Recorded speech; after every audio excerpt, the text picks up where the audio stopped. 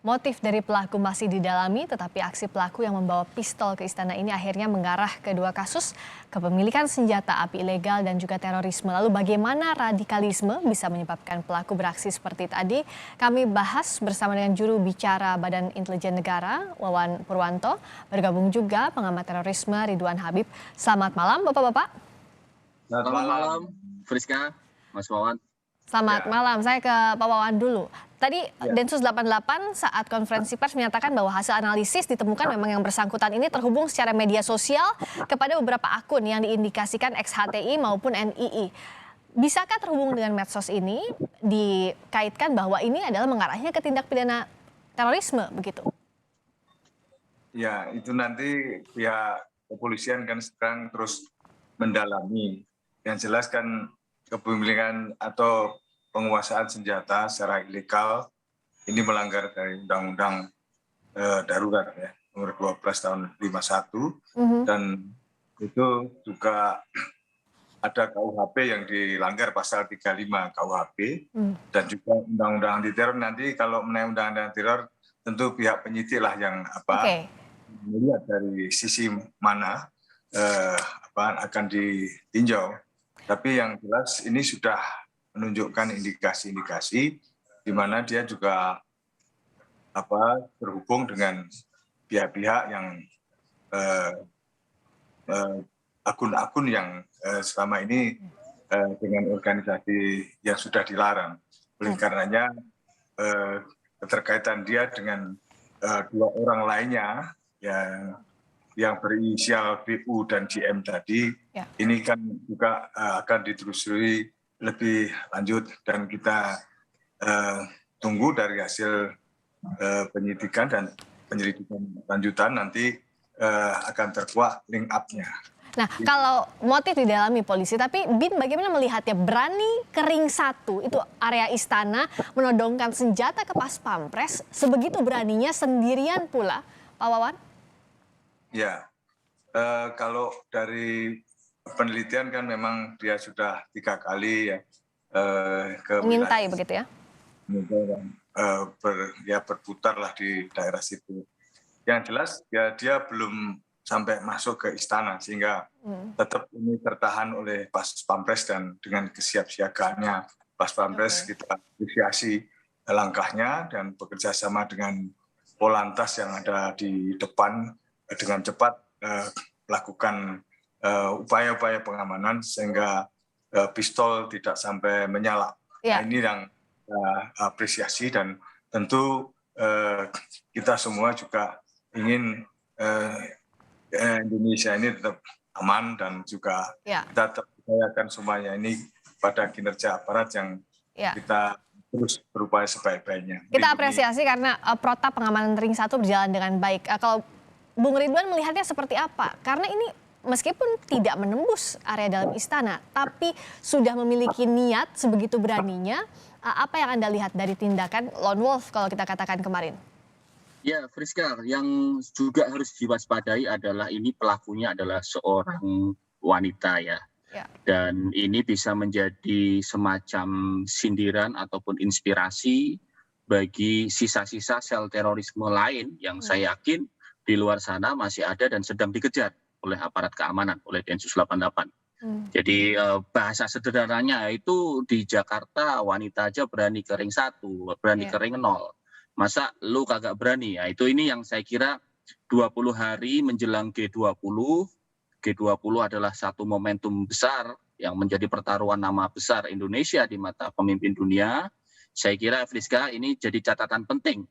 Mungkin tidak akan ada casualties, tapi kalaupun ada sebuah indikasi atau niat jahat seperti ini bisa membuat nama Indonesia cemar di mata fora internasional. Seberapa aktif Anda melihat, Anda kutip, ex-HTI maupun NII ini masih memberikan pengaruhnya begitu sampai merencanakan aksi? Ya tentu harus didalami ya apa betul dia terindikasi gerakan itu. Karena sepemahaman kami kalau HTI itu mereka jarang melakukan teror. Kecuali mereka sudah berganti organisasi atau berganti jamaah. biasanya yang melakukan teror seperti ini afiliasinya ke ISIS. Ini jadi pernyataan dari mungkin dari BNPT atau dari yang lain bahwa dia pernah terindikasi HTI. Saya kira juga harus hati-hati karena kita tahu dalam ideologi HTI sendiri mereka berjuang menegakkan khilafah tetapi tidak menggunakan bom. Mereka berjuangnya menggunakan wacana, propaganda dan seterusnya. Nah, jadi memang harus hati-hati Friska, apa benar dia HTI ataukah indikasi ini awal gitu ya? Ya. Apakah dia pernah HTI lalu berganti jamaah lain, organisasi lain? Ini saya kira sedang ongoing investigation. Jadi bisa dikatakan apa yang dikatakan Densus 88 tadi terhubung secara media sosial itu baru indikasi awal, belum tentu terafiliasi begitu, Bung Ridwan? Iya, terhubung secara media sosial itu bisa macam-macam ya. HTI dan ISIS misalnya ada satu kesamaan, yakni mereka sama-sama merindukan adanya sistem khilafah. Ya. Bedanya adalah HTI menyatakan belum ada khilafah, sedangkan ISIS menyatakan sudah ada khilafahnya yang mereka baiat. Nah, jadi sama-sama punya konsepsi tetapi berbeda dalam aksinya, Friska. Oke, termasuk yang diperiksa juga suaminya. Kalau dari hasil temuan dari Densus tadi, kalau Pak Wawan melihatnya seberapa harus diwaspadainya sel-sel ini, sel-sel jaringan teroris manapun? Ya, kita ya terus ya mewaspadai gerakan radikalisme maupun teroris ya di sekitar kita, karena memang sekitar kita ini kan yang kalau kita tidak peduli ya siapa lagi. Oleh karenanya kita tetap bersama-sama sinergi dengan aparat keamanan setempat, termasuk keluarga. Nah, keluarga inilah yang paling dekat. Banyak juga keluarga yang justru melaporkan kejanggalan-kejanggalan yang dilakukan oleh anggota keluarganya ke aparat keamanan. Seperti kasus-kasus sebelumnya di Lampung misalnya. Tapi ini kebetulan yang bersangkutan kan juga sedang ada masalah keluarga, yaitu dalam proses perceraian. Dan sudah sebulan suaminya tidak pulang. Sehingga banyak terlihat mungkin ada persoalan-persoalan yang menekan dari secara psikologis. Kemudian kebetulan dia juga terhubung dengan akun-akun yang mengajak ke arah yang radikal, apapun radikal. Oleh karenanya kita ingin semuanya saling peduli. Kalau tadi juga ada temannya yang mengaji dan sebagainya melihat perubahan-perubahan sikap. Nah, kepedulian ini yang paling tidak ngerem dari yang bersangkutan karena ada tempat curhat, tempat untuk menyampaikan keluh kesah. Jadi indikasi-indikasi itu bisa didapatkan dari cerita misalnya orang terdekat begitu ya Pak Wawan ya? Betul, karena yang paling tahu watak setiap harinya justru orang terdekat. Oleh karenanya kalau kita ingin semuanya ini nanti smooth, tenang, baik, kita semua harus peduli. Kalau kita saling istilahnya kalau lulu gue ya susah. Oleh karenanya kita ingin kebersamaan dari semua pihak dan aparat itu sudah tegas tapi terukur dan humanis penanganannya. Kalau tidak itu mesti melihat ada pistol pasti dilakukan tindakan dengan terukur tembakan misalnya, ini kan tidak dilakukan. Sehingga memang kita juga hargai sikap dari aparat yang tetap mengedepankan humanisme tersebut. Seberapa penting nantinya motif bisa menentukan jaringan mana yang terlibat, termasuk juga seberapa besar tingkat kebahayaannya begitu Bung Ridwan? Ya, justru sangat penting Friska ya, ini harus dituntaskan dan kita titip pesan kepada Polri agar barangkali usul agar selalu update terhadap kasus ini kepada teman-teman media. Karena di media sosial sudah muncul banyak sekali akun-akun anonim terutama yang mengatakan bahwa ini semua adalah rekayasa. Orangnya sebenarnya laki-laki, ini semua adalah settingan. Ini saya kira tidak bagus ya untuk kehidupan bermasyarakat kita. Orang akan menganggap bahwa ini sesuatu yang tidak benar, padahal ini adalah ancaman yang nyata orangnya ada, sudah diamankan, hidup, diperiksa, keluarganya ada, temannya ada, saksinya banyak.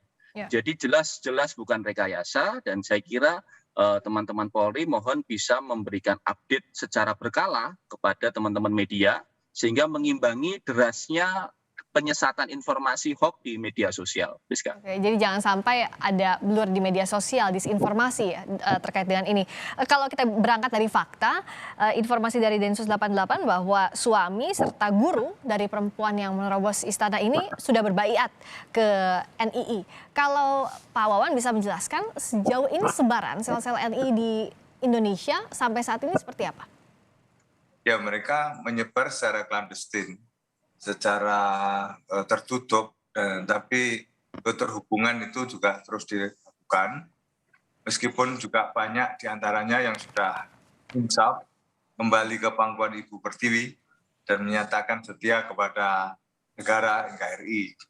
Nah, tapi masih ada sel-sel lain yang belum kembali. Oleh karenanya ini yang terus kita upayakan untuk lakukan pendekatan-pendekatan, termasuk apa yang terjadi di media sosial, banyak juga yang mengajak dan saling terhubung dengan akun-akun yang kebetulan saling merespons. Kemudian beberapa di antaranya juga berbaiat. Yang saya katakan tadi, BU dan JM itu kan sudah berbaiat. Oleh karenanya, kalau kadang-kadang saling terhubungan ini kemudian saling mengisi yang kebetulan mengarah ke tindakan radikal atau mengarah ke yang lebih tajam lagi, teror. Tapi makanya tadi kalau kita juga memberikan literasi publik kepada orang terdekat misalnya yang terpercaya, maka setidaknya ini akan membuat sesuatu yang berimbang sehingga tidak dari pihak sana saja yang mengisi pemikiran-pemikirannya. Dan NII juga banyak diantaranya, dan tadi saya sudah katakan, sudah mulai terkikis untuk banyak yang kembali ke jalan di mana mereka sumpah setia.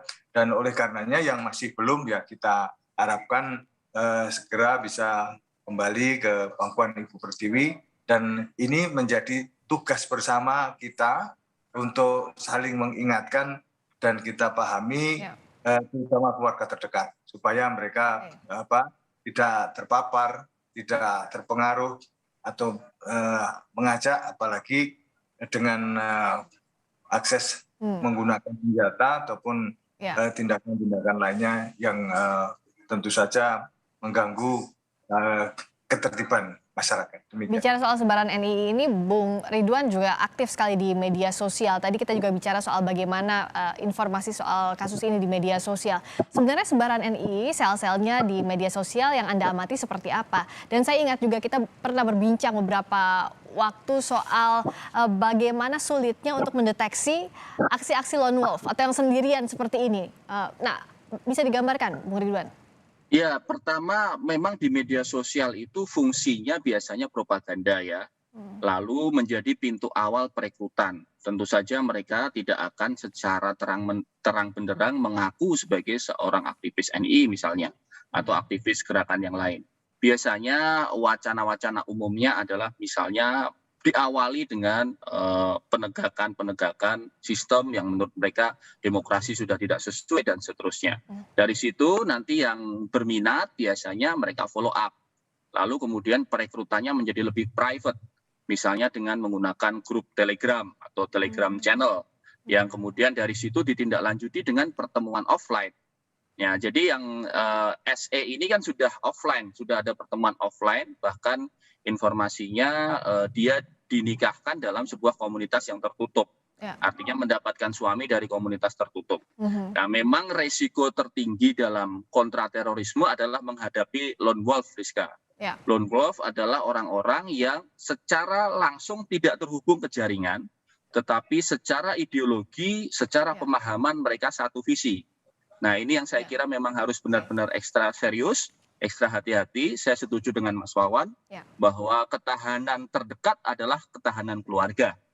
Mungkin klise, Tetapi dengan seorang kakak mengawasi adiknya, seorang ayah mengawasi anaknya, insya Allah itu menjadi lebih kuat dan menjadi benteng utama kita. Ketahanan utama mulai dari ketahanan terdekat, di sisi lain juga kasus ini harus dikawal sampai tuntas untuk tahu apa motif utamanya dan bagaimana negara bisa menangani tindakan radikal dan juga terorisme. Terima kasih Pak Wawan Purwanto, terima kasih juga Bung Ridwan Habib telah bergabung di Sapa Indonesia Malam.